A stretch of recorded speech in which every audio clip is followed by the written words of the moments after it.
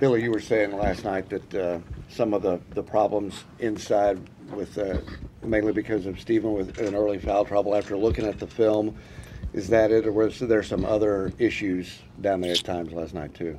Yeah, I mean, I think, both teams have fought very, very hard on the glass, both offensively and defensively.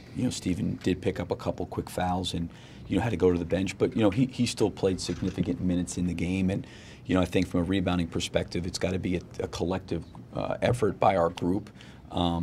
And we've got to do a good job in that area. And I thought last night they did a good job of generating some offensive rebounds and some second chance points and some N1 opportunities. So that I think is probably more of a team collective group effort more than I would place it on Stevens' foul trouble.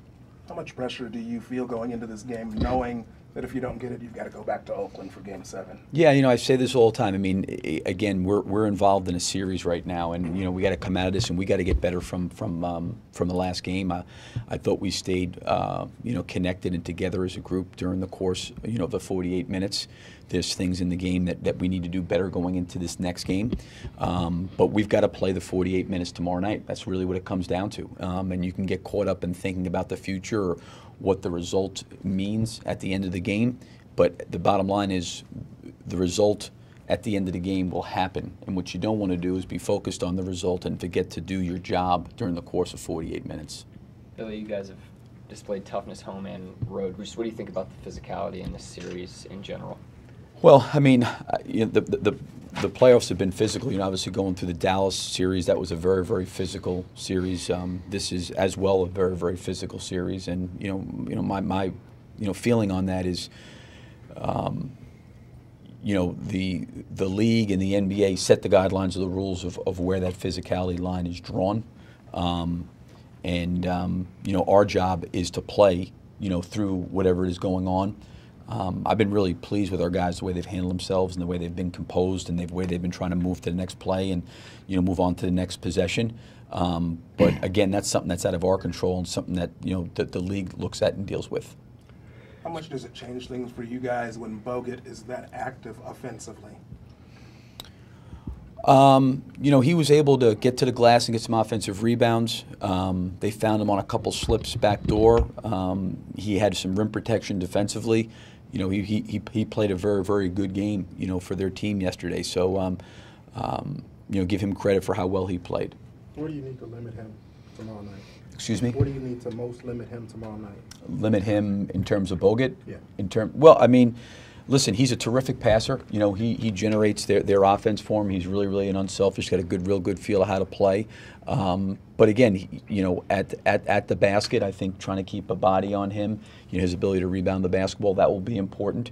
Also understanding, he's a very, very good help defender, and where there's open areas and creases and seams to, try to, get into good areas to be a receiver, to finish plays or to offensive rebound. We'll have to react to how they're playing defensively.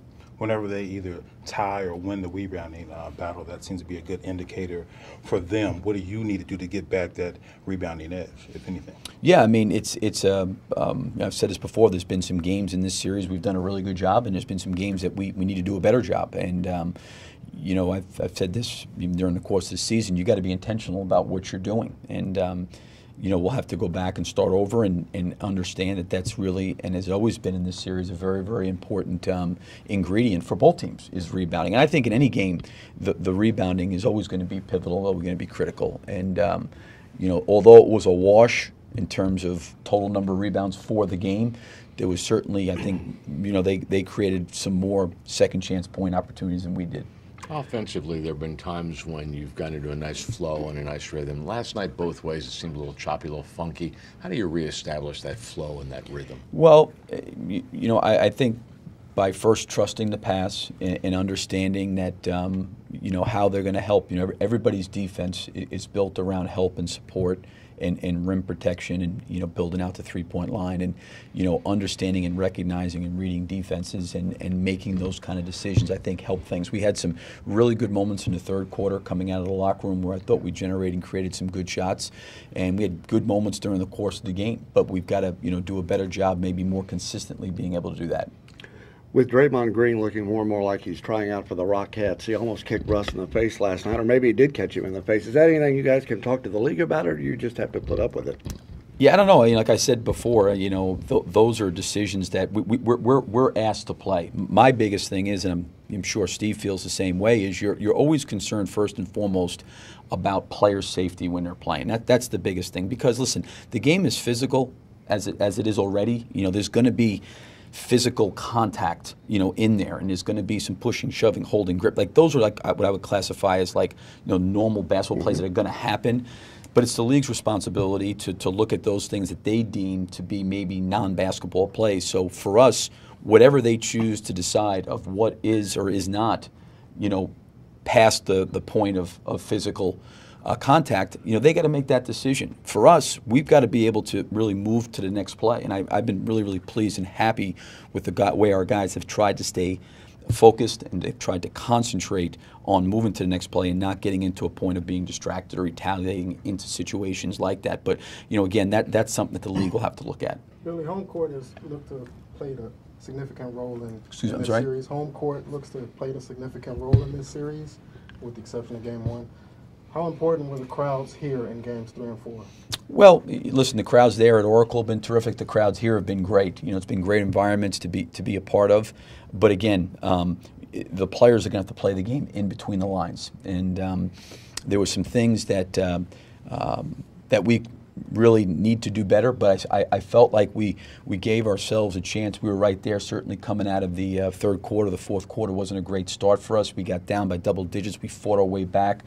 I thought Kevin had a pretty good look there late to cut it to 3, and I give our guys credit for staying together and battling through against a very, very good team and a very good environment. So, but at the end of the day, we can't rely on that, and I'm sure Golden State doesn't either. You got to play in between the lines. But specifically Games 3 and 4, would you credit the crowd in any way of helping you guys? Well, again, I think for a crowd, it's a great environment. But I think as a player, if you're looking for the crowd to inspire you to do your job, I think you're making a mistake. I've always been a big believer, the performance on the floor creates the crowd. And now our crowd has been great when we've had moments where maybe we haven't played particularly well. They've tried to lift us back up. But as players and as coaches and as our team, I think we're responsible for how we play inside the lines, and we've got to be able to focus on that. Billy, against this Historically, team, role players play better at home in the playoffs. Do you subscribe to that at all, and do you anticipate that some of the guys that maybe had off nights for you, any ancillary roles will rise tomorrow night? I hope so. Again, for us, it's got to be a total team collective effort. I thought last night they got great production from their bench. Their guys stepped up. Spates, knowing him so well, he gave him a huge boost in a very short period of time.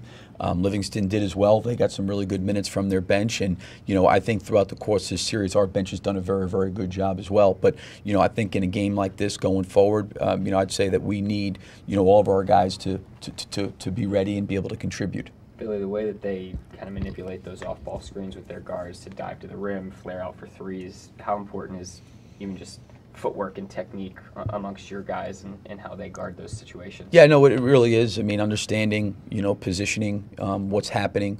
Again, I think all that stuff comes back and starts with communication. If your communication is not good, it's really, really hard to get the technique down. Early communication allows you to, create the technique that you need to play specific screening and cutting actions in a particular way that helps you. So, I think, have done a pretty good job during the series of trying to communicate and defend, and have given very, very good effort.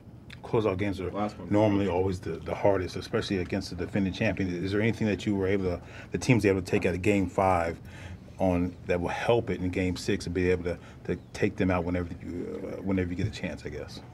Yeah, we've got to do things inside this series that are going to be important to playing against this team, and they do a lot of great things. There's a reason they won 73 games this year and broke an NBA record. They have a lot of answers to a lot of different situations on both ends of the floor. So we have to do things at a very, very high level on both ends of the floor. I think we've shown that we've done that throughout the course of the series, and we'll have to go out there and again improve from last night and play better than we did, in Game 5. Billy, with the exception of that one quarter in Game 2 and last night, obviously, are you pleased with how you guys have defended Steph Curry in this series?